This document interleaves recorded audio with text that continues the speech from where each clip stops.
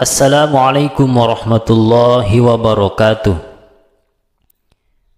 Alhamdulillahilladzi ja'ala Ramadan sayyidal ayyam wasyuhur wa dha'afa fihi alhasanat wal ujur wa syara'a fihi al-iftar was-suhur. Wa ashhadu an la ilaha illallah wahdahu la syarika lah syahadatan tutahhiruna minal fujur. Wa ashhadu anna Muhammadan abduhu wa rasuluh al-'abdat taqiyyan naqiyyan syakur sallallahu alaihi wa ala alihi wa ashabihi wat tabi'in lahum bi ihsan ila yaumil ba'thi wan nusyur. Amma ba'du, fa ya ibadallah, usikum wa nafsi bi taqwallah faqad fazal muttaqun. Qala Allah Ta'ala fi kitabihil karim, ya ayyuhalladzina amanu taqullaha haqqa tuqatih wa la tamutunna illa wa antum muslimun. Ma'asyiral muslimin rahimani wa rahimakumullah. Berdoa seringkali dipahami semata-mata sebagai sarana untuk mengungkapkan harapan dan keinginan kita kepada Allah Azza wa Jalla. Ketika berdoa, sesungguhnya kita tidak sedang memberitahu keinginan-keinginan kita kepada Allah Subhanahu wa Ta'ala, karena Allah Maha mengetahui segalanya. Allah mengetahui semua keinginan manusia, bahkan sebelum keinginan-keinginan itu terucap dalam doa. Lalu untuk apa kita berdoa jika semua keinginan kita sudah diketahui olehnya? Kita berdoa sebagai pembuktian kelemahan diri di hadapan Allah Subhanahu wa Ta'ala dan ketergantungan kita kepadanya.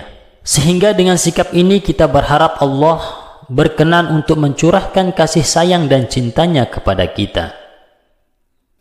Jika Allah sudah mencurahkan cintanya, maka tidak ada lagi yang perlu dia khawatirkan, karena Allah akan memenuhi semua kebutuhan kita sesuai dengan kebijaksanaannya.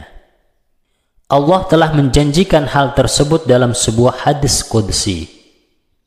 Man 'ada li waliyan faqad adantuhu bil harbi wa ma taqarraba ilayya 'abdi bi syai'in ahabba ilayya mimma aftaradtu 'alaihi wa ma zalu 'abdi yataqarrabu ilayya bin nawafili hatta uhibbah fa idza ahbabtuhu kuntu sam'ahu alladhi yasma'u bih wa basaruhu alladhi yubsiru bih wa yadahu allati yabtishu biha wa rijlahu allati yamshi biha wa in sa'altani la'u'tiyannahu wa la in ista'adani la'u'idannahu. Jika aku sudah mencintainya, maka aku menjadi pendengarannya yang dia jadikan untuk mendengar, pandangannya yang dia jadikan untuk memandang, tangannya yang dia jadikan untuk memukul, dan kakinya yang dijadikannya untuk berjalan. Jika dia meminta kepadaku, pasti aku perkenankan, dan jika meminta perlindungan kepadaku, pasti aku lindungi. Hadis riwayat Bukhari. Di dalam firman-Nya Allah juga menjanjikan akan mengabulkan permintaan hambanya, sebagaimana yang terdapat dalam surah Al-Ghafir ayat 60. Wa qala rabbukum ud'uni astajib lakum innal ladzina yastakbiruna an ibadati sayadkhuluna jahannama dakhirin. Dan Tuhanmu berfirman, berdoalah kepadaku, niscaya akan kuperkenankan bagimu.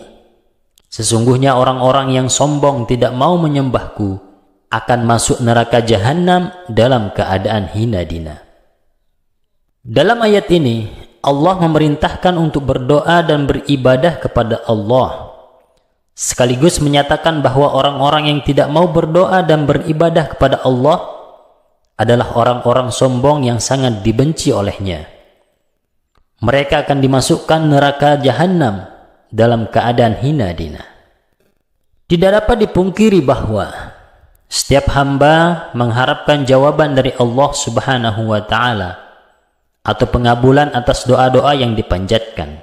Oleh sebab itu, Allah menghadirkan waktu-waktu spesial untuk hambanya dalam memanjatkan doa.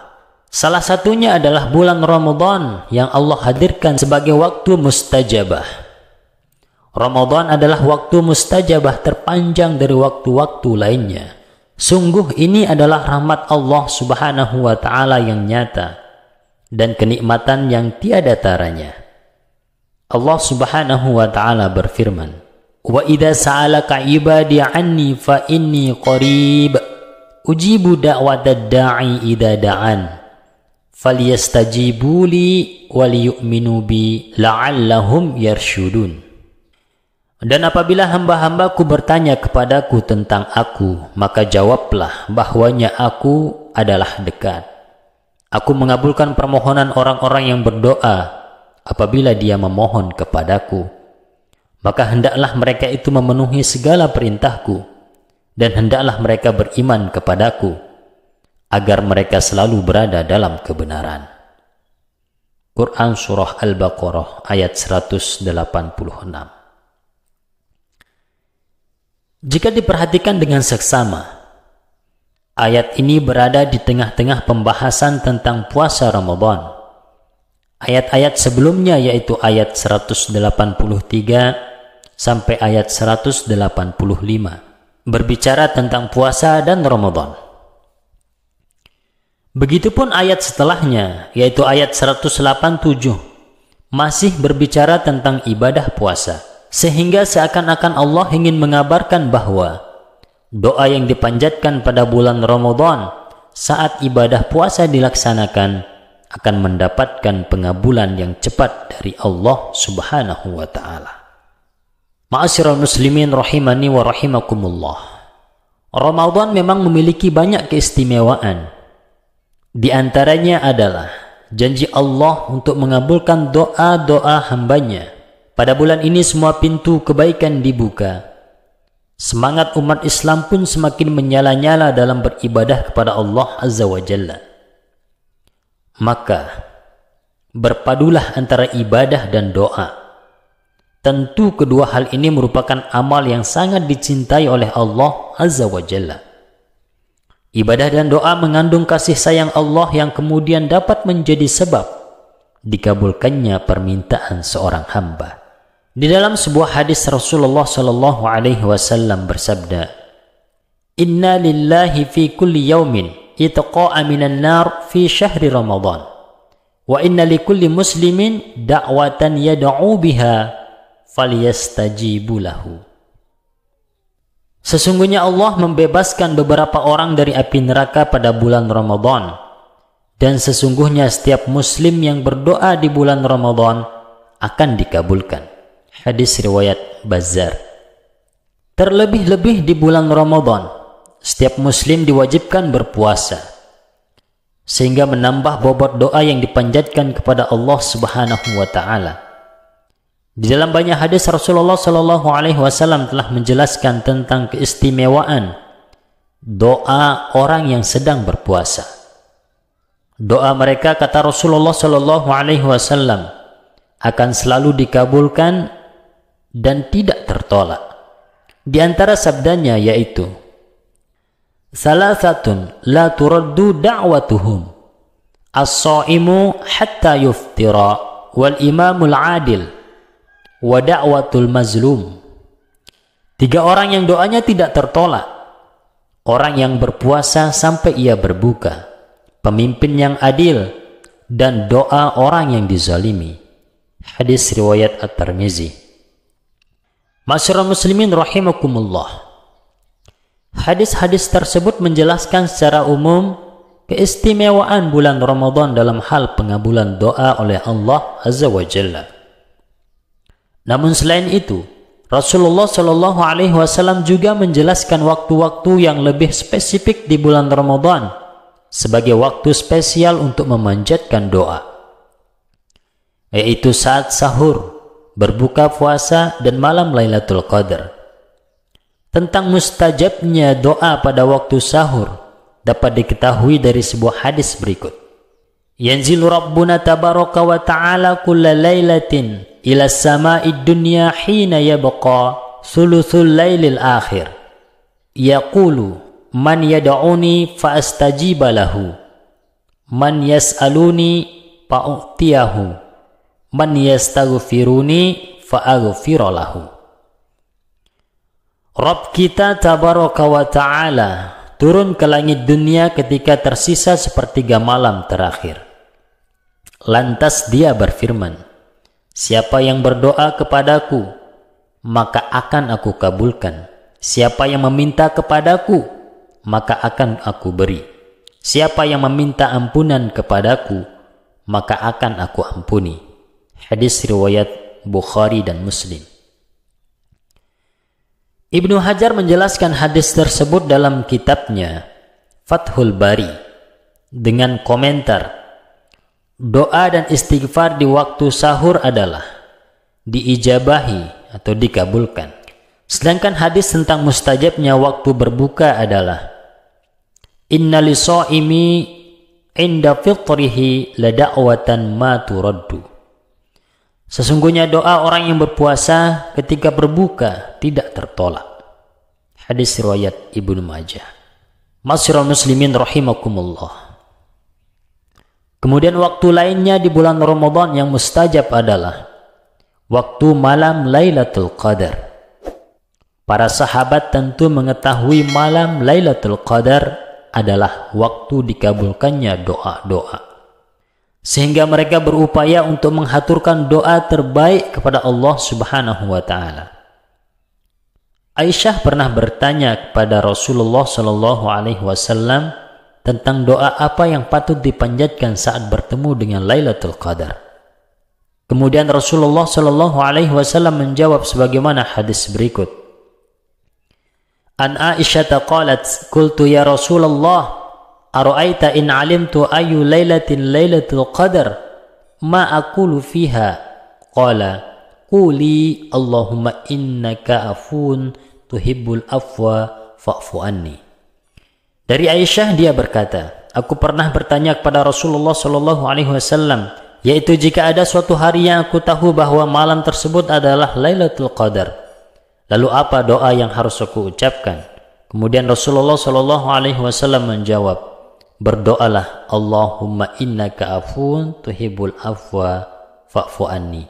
Ya Allah, engkau maha pemaaf dan engkau mencintai orang yang meminta maaf. Karenanya, maafkanlah aku. Hadis riwayat Tirmizi dan Ibnu Majah. Ma'asyiral muslimin rahimakumullah wa hafizakumullah. Betapa spesialnya bulan ini dengan semua waktu mustajabah untuk berdoa. Bahkan Allah benar-benar mengistimewakan orang-orang yang berdoa kepadanya di bulan ini. Mari kita perhatikan terlebih dahulu surah Al-Fatihah. Di dalam surah itu kita berdoa, meminta pertolongan kepada Allah setelah kita menyatakan komitmen untuk beribadah kepada Allah. Iyyaka na'budu wa iyyaka nasta'in. Kepadamu kami menyembah dan kepadamu kami meminta pertolongan. Ayat tersebut mengisyaratkan bahwa doa terpanjatkan setelah pengabdian terhaturkan kepada Allah Subhanahu wa taala. Hal ini berbeda dengan doa yang dipanjatkan pada bulan Ramadan. Urutannya dibalik. Dalam surah Al-Baqarah ayat 186 yang berkaitan erat dengan Ramadan, Allah terlebih dahulu menyebutkan pengabulan doa dengan mengatakan ujibu da'watad da'i idza da'an. Setelah itu Allah baru menyebutkan falyastajibuli, maka hendaklah mereka itu memenuhi segala perintahku. Artinya Allah terlebih dahulu memberikan janji pengabulan doa sebelum memberikan perintah untuk mentaatinya. Hal ini semakin menambah keistimewaan doa di bulan Ramadan. Sahabat sekalian rahimakumullah, kelezatan Ramadan memang dapat dirasakan dengan cara memperbanyak doa di dalamnya. Kita akan menikmati Ramadan dengan banyak berdoa disertai dengan memperbanyak membaca Al-Quran. Jadi Al-Quran dan doa adalah dua kenikmatan yang mampu mewarnai Ramadan. Semoga Allah memberikan kemampuan kepada kita untuk dapat istiqomah memanjatkan doa-doa di sepanjang Ramadan ini, disertai dengan keistiqomahan dalam tilawatil Quran, sehingga Ramadan terasa lebih nikmat dan membahagiakan. Barakallahu li wa lakum fil Qur'anil azim wa nafa'ani wa iyyakum bima fihi minal ayati wa dzikril hakim. Aqulu qawli hadza wastaghfirullahal azim li wa lakum fastaghfiruh innahu huwal ghafurur rahim. Wassalamualaikum warahmatullahi wabarakatuh.